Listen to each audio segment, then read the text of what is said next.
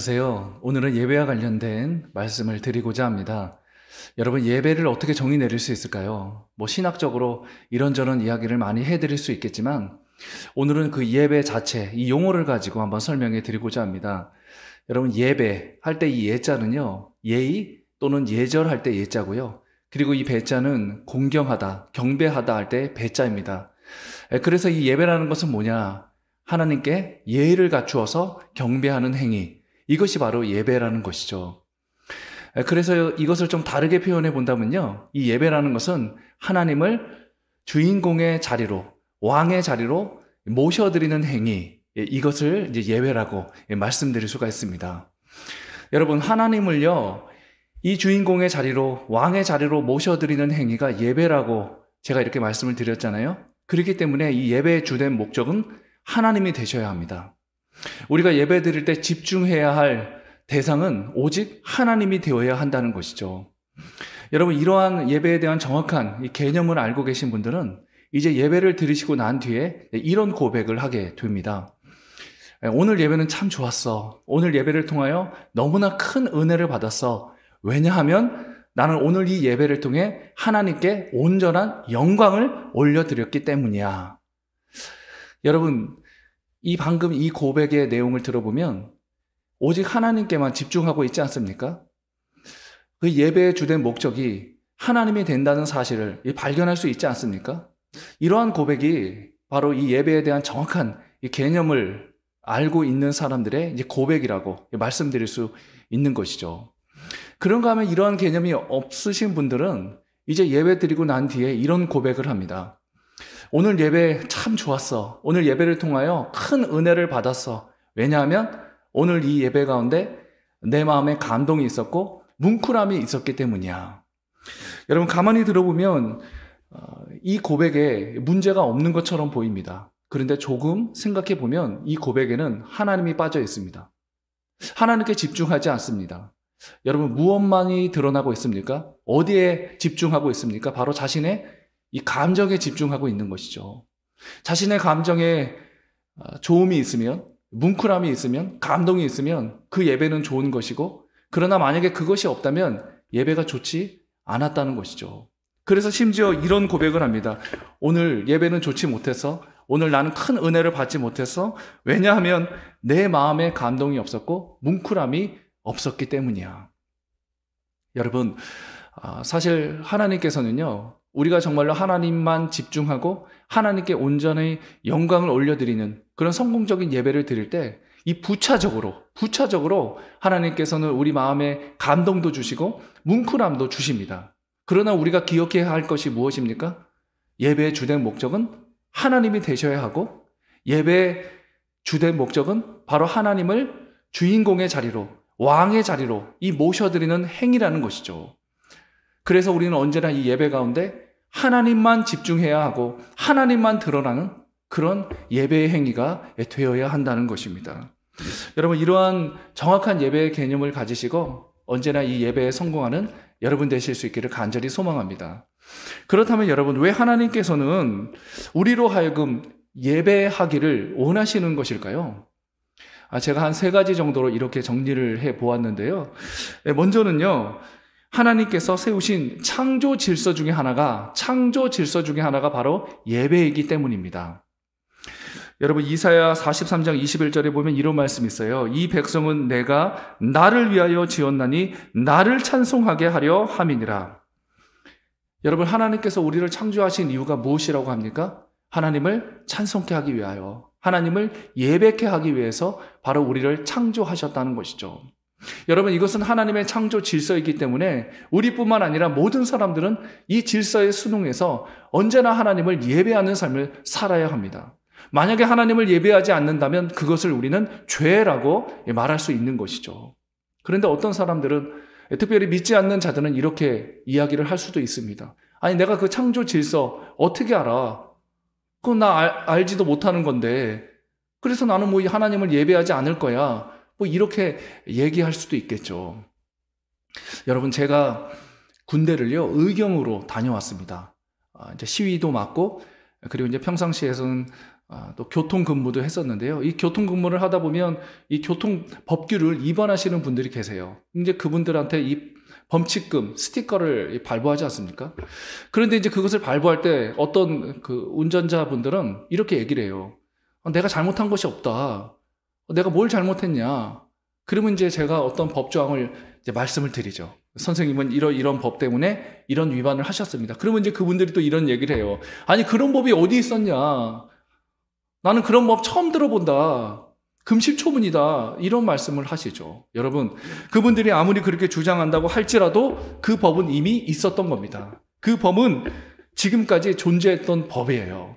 그렇기 때문에 저는 그 법에 입각해서 그분들에게 이 범칙금 스티커를 발부해 드릴 수밖에 없는 것이죠. 그렇습니다. 여러분, 이 창조 질서는요, 하나님께서 우리가 알든 모르든 간에 이 세상을 창조하실 때 미리 먼저 만들어 놓으신 질서입니다. 그렇기 때문에 우리 모두는 믿는 자든 믿지 않는 자든 이 하나님을 예배하는 이 창조 질서, 이것을 반드시 지켜야 한다는 것이죠. 이것을 지키지 않을 때 그것을 죄라고 말할 수 있는 것입니다. 그런가 하면 두 번째는요, 우리를 하나님의 자녀로 삼아주셨고 구원해 주셨기 때문이죠. 여러분, 바울은 디모데후서 4장 18절에서 이런 고백을 합니다.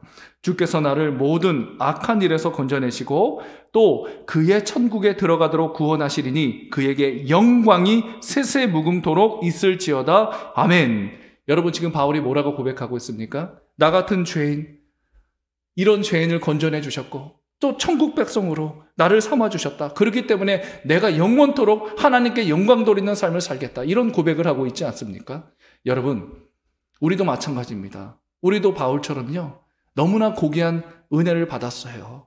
우리도 바울처럼 영혼이 악화해서 죽을 수밖에 없는 그런 죄인들이었습니다. 멸망의 대열 가운데 서 있었던 그런 사람들이었습니다. 그러나 하나님께서는 우리를 불쌍히 여겨주셔서 그 아들 예수 그리스도를 이 땅에 보내주셨고 그 고귀한 보혈로 말미암아 우리를 이제 그 멸망으로 가는 대열에서 이탈시켜 주셔서 생명으로 가는, 천국으로 가는 그 대열 가운데 서게 해 주시지 않으셨습니까? 여러분, 우리가 너무나 놀라운 은혜를 받았다는 것이죠.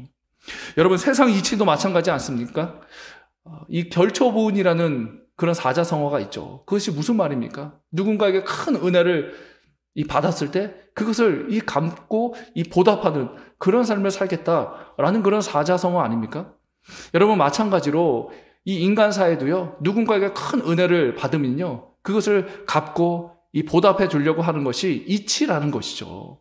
그것이 상식이 있는 사람들의 행동이라는 거예요. 그렇다면 여러분, 우리가 하나님으로부터 너무나 큰 은혜, 죄인된 우리 구원해 주시고 우리를 천국 백성으로 삼아주셨던 이런 큰 은혜를 받았다면 우리가 이 은혜에 대해서 갚아드리고 또 보답해드리는 그런 예배의 그런 모습의 그런 삶을 우리가 살아야 되지 않겠습니까?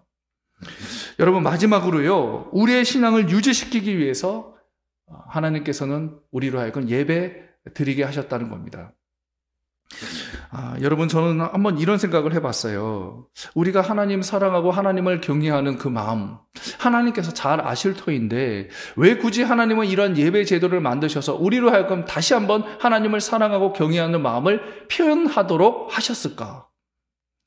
여러분, 아마 저뿐만 아니라 여러분 중에 또 어떤 분들도 이런 생각을 해보셨을 겁니다. 하나님 왜 그렇게 하신 것일까요?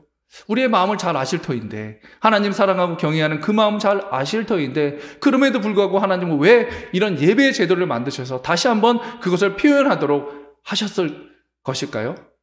그 이유는요, 여러분, 우리에게는요, 이 영적인 질병이 있기 때문이죠. 그 영적인 질병이 뭐냐? 바로 이 영적인 기억상실증이에요. 여러분, 우리는 뭔가를 하나님으로부터 받으면 그것을 자꾸 잊어버립니다. 그것을 망각해버리는 그런 영적인 기억상실증이 있어요. 여러분, 예를 들어서 이스라엘 백성들을 보십시오. 그들은 애굽에서요 430년 동안 종생활을 하면서 죽도록 고생을 했습니다. 하나님의 은혜로 그 놀라운 기적의 역사로 그들을 구원해 주시지 않으셨습니까? 홍해를 가르시고, 여러분, 그런 놀라운 역사가 그들 인생 가운데 있지 않았습니까? 그런데 그들이 광야길을 걸어갈 때 그 하나님의 은혜, 그 놀라운 구원의 역사를 새까맣게 잊어버리고 망각하고 그들이 했던 것이 뭐예요? 광야길을 걷는 내내 하나님을 원망하고 불평과 불만을 토로하는 그런 삶을 살지 않았습니까? 여러분, 사실 우리에게도 이런 일들이 있습니다. 우리가 뭔가 급박한 기도의 제목이 있어요. 그래서 하나님 앞에 약속을 하죠. 하나님, 이 기도 제목만 응답해 주신다면 제 평생 하나님을 위하여 살겠습니다. 아무리 어렵고 힘든 일이 저에게 닥쳐올지라도 하나님께 헌신하며 주의 영광을 위해 살겠습니다. 라고 우리는 약속을 하죠. 그런데 어떻습니까? 그것이 이제 막상 응답이 되고 나서 1년이 지나고 2년이 지나고 또 몇 년이 지난 후에 우리는 그 일에 대해서 새까맣게 잊어버린다는 것이죠. 기억을 하지 못해요. 여러분, 그래서 하나님은 우리의 이 연약함을 너무나 잘 알고 계시기 때문에 하나님께서는 이 안전장치로 이 예배라는 제도를 만들어 주셔서 우리로 하여금 그 하나님의 은혜를 늘 기억하며 살도록 해 주셨다는 것입니다. 그래서 여러분, 우리가 이 예배 드리는 것이 정말로 큰 은혜임을 우리는 기억하셔야 돼요. 그런데 여러분, 우리가 하나님 앞에 이렇게 예배 드리는 것이 당연한 일인데요. 그럼에도 불구하고 하나님께서 예배하는 우리에게 이 보너스로 복을 주시겠다고 약속해 주셨습니다. 여러분, 그것이 출애굽기 20장 24절에 기록되어 있는데요. 내게 토단을 쌓고 그 위에 내 양과 소로 내 번제와 화목제를 드리라. 내가 내 이름을 기념하는 모든 곳에서 내게 임하여 복을 주리라. 내 이름을 기념하는 모든 곳에 내가 임재하여서 너에게 복을 주리라. 하나님께서 이렇게 약속해 주셨습니다. 여러분, 하나님께서는 예배 현장 가운데 임재해 주시는 분이세요. 임재해 주셔서 우리에게 복을 주시는 분이 바로 하나님이십니다. 이것은 하나님의 약속의 말씀이시기 때문에 하나님께서 무조건 성취하시는 말씀입니다. 그렇다면 여러분, 하나님께서는 우리에게 어떤 복을 주실까요? 크게 이제 두 가지로 말씀드릴 수가 있는데, 먼저 첫 번째는 우리 내면의 복을 주신다는 거예요. 우리 내면의 복을 주신다. 여러분, 이제 예배의 마지막 순서가 축도죠. 축도. 우리 이제 교단 헌법에 보면 이 축도가 두 가지로 나와 있습니다. 먼저 첫 번째는 고린도후서 13장 13절이에요. 주 예수 그리스도의 은혜와 하나님의 사랑과 성령의 교통하심이 너희 무리와 함께 있을지어다 라는 것이죠. 그런가 하면 또 한 가지가 뭐냐면 바로 이 제사장 축복문이 기록되어 있는 민수기 6장 24절에서 26절입니다. 특별히 민수기 6장 26절의 말씀에 보면 이렇게 기록되어 있어요. 여호와는 그 얼굴을 내게로 향하여 드사 평강 주시기를 원하노라. 평강 주시기를 원하노라. 여러분, 우리가 하나님 앞에 나와 정말로 하나님 앞에 집중하고 하나님 앞에 온전한 영광을 올려드리는 그 성공적인 예배를 드릴 때 하나님께서는 우리에게 말로 형용할 수 없는, 세상이 줄 수 없는 그러한 평강과 기쁨을 우리에게 선사해 주신다는 것이죠. 그래서 여러분, 이런 찬양이 있지 않습니까? 주께 엎드려, 주께 엎드려 라는 찬양 아시죠? 주께와 엎드려 경배드립니다. 주 계신 곳엔 기쁨 가득 무엇 가도 누구와도 바꿀 수 없네. 예배드림이 기쁨 됩니다. 아멘. 여러분, 우리가 최선을 다하여 예배드릴 때 하나님께서는 무엇과도 누구와도 바꿀 수 없는 너무나 가슴 벅찬 감격스러운 그 평안과 기쁨을 우리에게 주신다는 것입니다. 저는 예배를 통하여 정말로 하나님의 그 임재하신 가운데 이러한 놀라운 평강, 놀라운 기쁨, 그것을 마음껏 누릴 수 있는 여러분 되실 수 있기를 간절히 소망합니다. 그런가 하면 두 번째는요, 우리의 모든 삶의 자리에 복을 주신다는 거예요. 우리의 모든 삶의 자리에 복을 주신다. 여러분, 저는 그것을 이제 오벳 에돔의 이야기를 통해서 설명해 드리고 싶은데, 여러분, 엘리 대제사장 시대에 어떤 일이 이제 벌어졌냐면, 이제 블레셋과 싸웠죠. 블레셋과 싸웠는데 그 법궤를 이제 블레셋에게 빼앗기지 않았습니까? 결국에는 이제 우여곡절 끝에 다시 이제 법궤가 이스라엘 땅으로 돌아오게 되었는데, 이스라엘 땅에 돌아온 그 법궤가 있었던 곳이 바로 기랏 여아림에 있었던 아비나답의 집이었습니다. 이제 좀 세월이 흘려서 다윗이요 통일 이스라엘의 이제 왕이 되었는데, 이 왕이 되고 난 다윗이 그 법궤를요 기랏 여아림에 있었던 아비나답의 집에 있었던 그 법궤를 자신의 이제 성으로 가지고 오고 싶었습니다. 그래서 이제 그 일을 하게 되는데, 여러분 그 유명한 우사 사건이 벌어지지 않습니까? 소가 이제 갑자기 뛰는 바람에 그 법궤가 이제 떨어지려고 할 때 우사가 이제 그것을 만졌다가, 법궤를 만졌다가 급사하게 되었죠. 자, 이 일을 겪고 나서 다윗은요, 이제 결국 그 법궤를 성으로 가져오지 못하고 그 근처에 있었던 오벳 에돔의 집으로 그 법궤를 이동시켰습니다. 그 법궤가 이제 오벳 에돔의 집에 3개월 정도 이렇게 머물러 있었는데요. 여러분, 오벳 에돔의 집에 그 법궤가 있었을 때 오벳 에돔은 매일매일 무엇을 했을까요? 여러분, 하나님의 임재의 상징인 그 법궤가 자신의 집에 있습니다.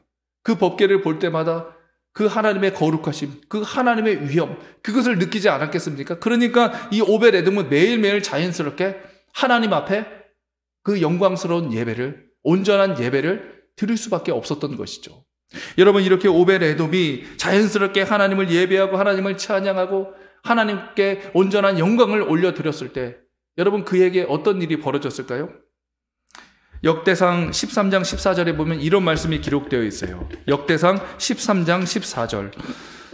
하나님의 궤가 오벳 에돔의 집에서 그의 가족과 함께 석 달을 있으니라. 여호와께서 오벳 에돔의 집과 그의 모든 소유에 복을 내리셨더라. 오벳 에돔의 집과 그의 모든 소유에 복을 내리셨더라. 여러분, 이렇게 하나님을 온전히 예배하는 자, 성공적인 예배를 하나님 앞에 드리는 자, 이런 자에게 하나님께서는요, 한량없는 은혜를 베풀어 주셔서 삶의 모든 자리에 하나님의 간섭하심, 하나님의 개입하심, 그 하나님의 손길, 그 하나님의 숨결, 그것을 경험할 수 있도록 역사해 주신다는 것입니다. 사랑하는 여러분, 이제 오늘 이 예배와 관련된 이야기를 정리하고자 합니다. 여러분, 예배가 무엇입니까? 우리는 그 예배의 용어에 가지고 그 예배가 무엇인지를 이제 알게 되었습니다. 예배는 예의를 갖추어 하나님을 경배하는 행위이고, 또 예배는 하나님을 주인공의 자리로, 왕의 자리로 모셔드리는 행위입니다.